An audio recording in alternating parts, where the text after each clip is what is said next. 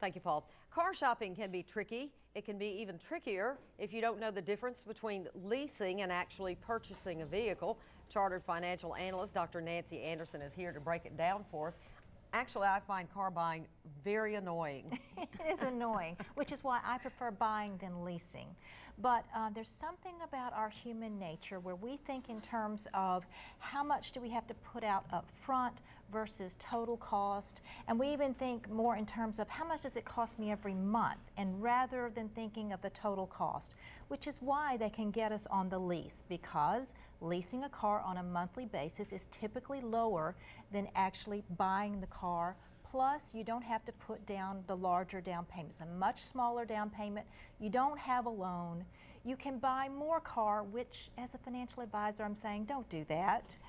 If you can't afford it at these low interest rates and the deals out there, I would say don't do it. So don't upscale your car just because it's a lease. But a lease will let you do that. You can get more car because you have those lower monthly payments. Now, there are disadvantages to having a lease, and the first is the lease does end, and as you said, there's the hassle of every 2 to 3 years you got to do it all over again because you have to turn the car in.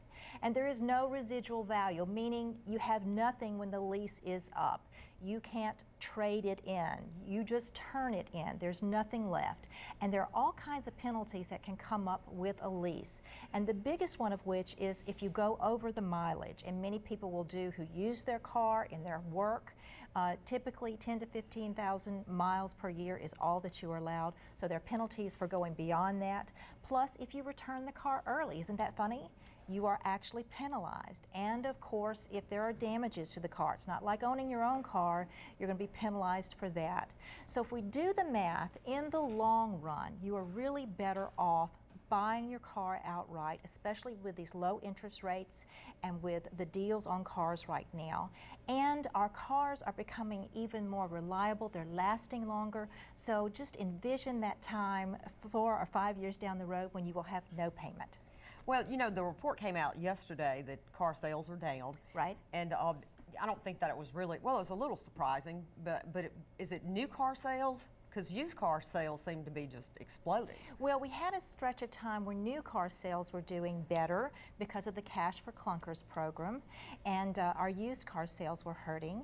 But typically during a recession, people will go to used car sales versus new car sales. So when we start to see car sales improving consistently, it doesn't have to be big improvements, but consistent improvements, then that's a good sign for our economy. All right. How can people get in touch with you, Dr.